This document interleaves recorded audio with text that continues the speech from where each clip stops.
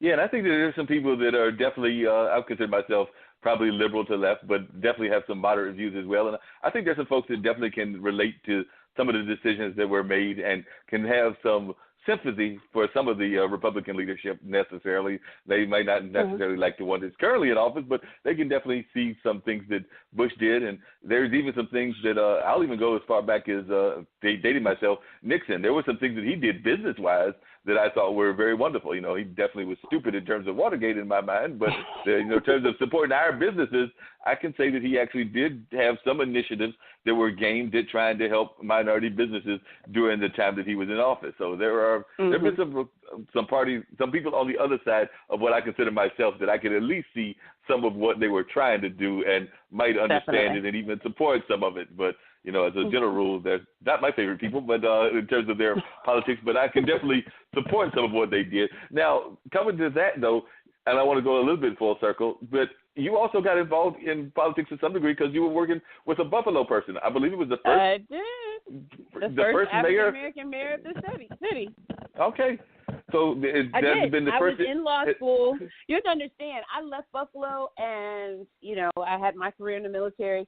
I was only coming back for law school. I needed some family support in order to get through law school. I was only coming back for that, and I just kept telling myself, I'm not going to stay in Buffalo. I'm not going to stay in Buffalo. I was here for law school and literally met this black man who was on the campaign trail who said he was running for mayor. And in my mind, just knowing Buffalo, knowing the history of Buffalo, how segregated Buffalo was when I was growing up, I said, you know, this man's crazy. They're not going to elect him. But he said send him his resume, and he was a state senator at the time, so I did. Well, to my surprise, he got elected, and he remembered me, and he called me. And I spent pretty much, he is still in office. I left last year, the end of last year. So I was with the mayor. I was with Mayor Byron Brown for about a little over 12 years for all of his terms, and it is to this point. I've had some of the best learning experiences of my life. Learned a lot politically.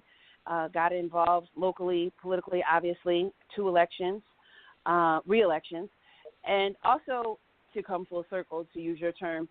It allowed me to be a part of policymaking to help people on the East Side where I grew up and that were experiencing some of the same things as a result of poverty that I was growing up. So it was really emotional for me to leave, but an opportunity came up. I couldn't pass up, but I learned so much, and it was just really an honor to be able to work with him.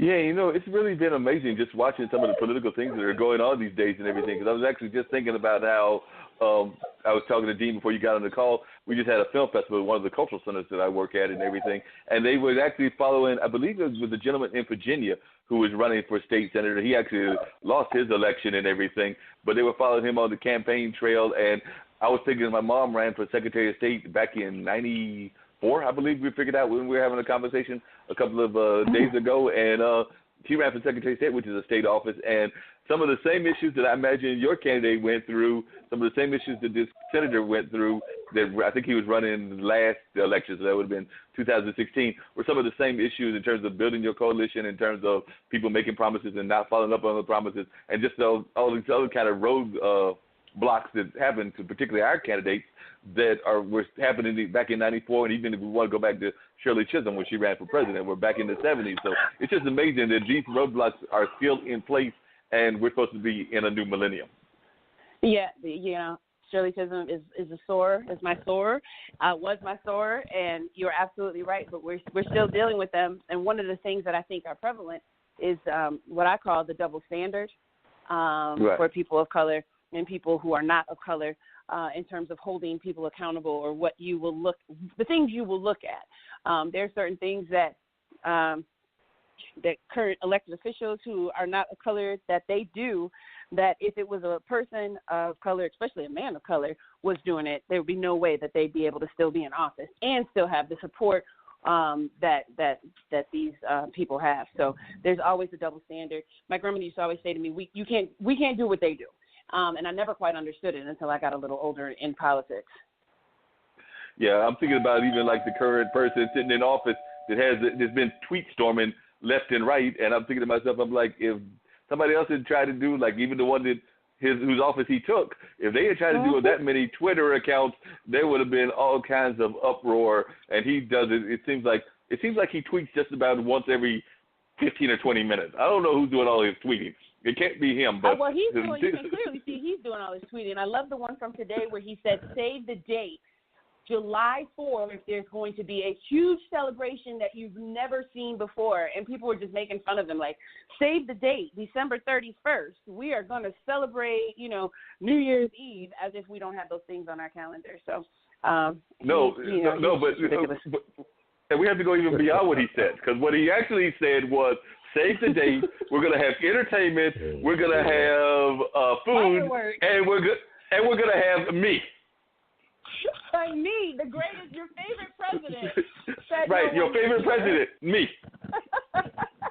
February 30th, man. February 30th is Donald Trump Day. Come on, get it right. I love it. But when he said it was everybody's favorite president, I'm sitting there going like, you've not been listening to that many tweets or following other people's campaigns, because I don't think so. But but also he said, and there's going to be fireworks, as if we haven't had fireworks the last 242 years. Yeah, exactly. Fireworks are part of Yeah, exactly. But he's doing something brand new, according to him. Now, you mentioned Buffalo, and you mentioned it as being somewhat of a segregated place. Now, like I said, I've never been to Buffalo, but I do know some people that are in other parts of the Northeast, and that's the conversation we always have between the South and the Northeast. Like, I've even got some relatives that are from Boston, and we don't even want to talk about Boston's politics and some of their racism history and everything.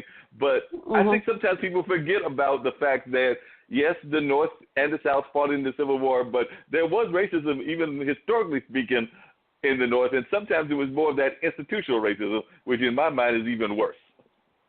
Oh, definitely. And I think that what people don't look at is when you you look historically at the migration from the South to the North, yes, there were a lot of, including my own family, who came from Alabama up for jobs at Bethlehem Steel here in Buffalo, but while the big factories and the industrial plants wanted the labor, there were definitive laws that were even put in place.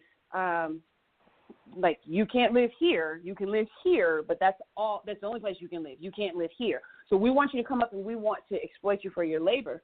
I actually wrote an article when I was in law school that was talking about the 4 institutions that have been put in place to systematically institutionalize the inferiority of blacks. The first one being slavery, second one being Jim Crow, the third one being this illusion of the northern opportunity, which is actually the northern ghetto, and then obviously the current one being the prison industrial complex. But I've lived in Buffalo. I traveled to cities down south that are less segregated than some of our northern cities, and we have issues all over the place. But one of the things that I speak about sometimes is that sometimes the segregation is self-segregation.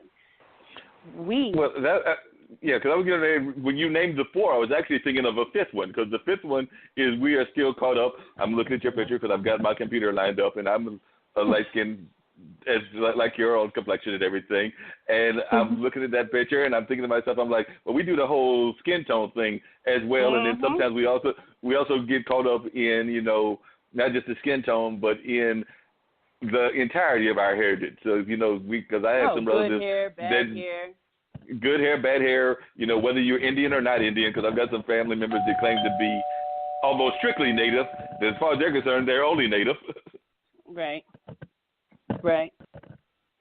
And you have a lot of that. And unfortunately, we have our history internally, but sometimes we segregate ourselves and sometimes we categorize ourselves. And categorizing is one thing to be a cohesive cultural unit, but it's another thing when you don't interact with people from other areas.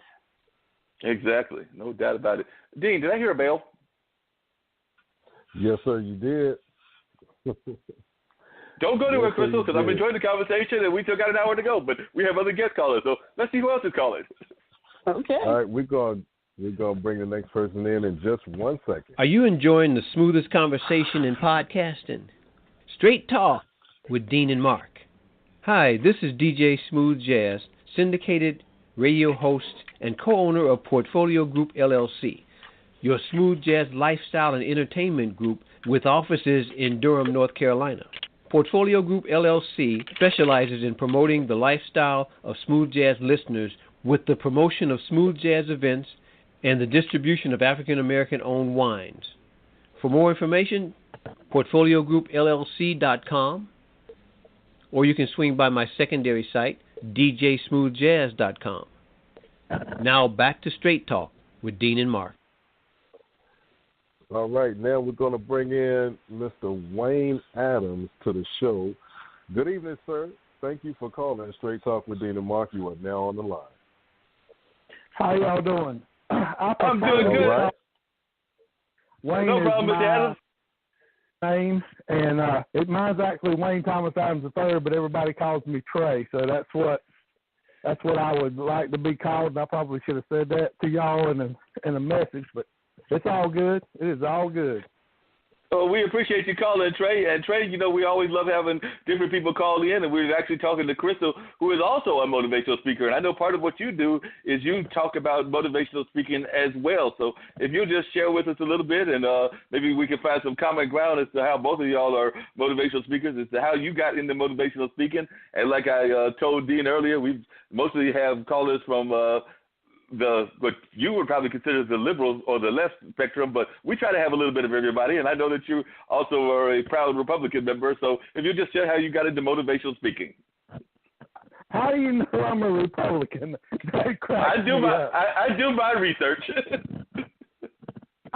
But I don't have anything about my politics anywhere unless you delve to how I'm registered. I vote for whoever I think is going to do the job. I don't care. I know that's right. If they dress in a rainbow suit, if they're going to unite the United States, that's what we need. We need to find somebody that's going to say, hey, look, it's the United States. It's not all of this other stuff.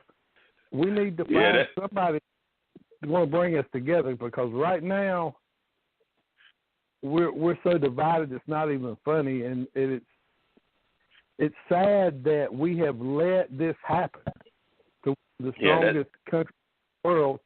We've let, because of whether you're an R, a D, an I, what have you, has determined what's happened to our country, instead of saying, hey, look, it's us against the world. We've got to educate our children. We've got to teach them to read and write. We've got to teach them to add, subtract, multiply, and divide. We've got to make our country stronger by whatever means necessary.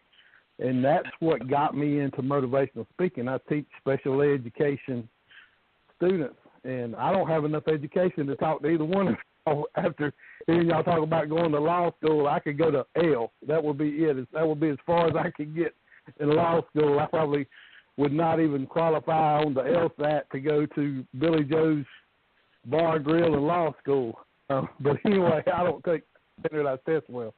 You were talking about what got me into it.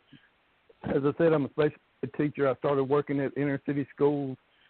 Then I moved to an elementary school where we have over 20 or 24 different countries represented. I counted them the other day because we have them on above the door as we come into the school. And I want to say it's either 20 or 24 different schools. So that means we have 20 to 24 different cultures. We have 20 to 24 different languages.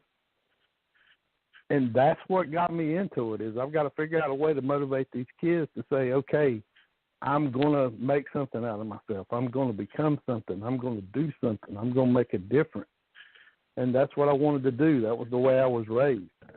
My parents are like, if you can't neighbor, how can you help yourself? If you're not going to help your neighbor, then there's no sense in you doing something for somebody across the country or across the world.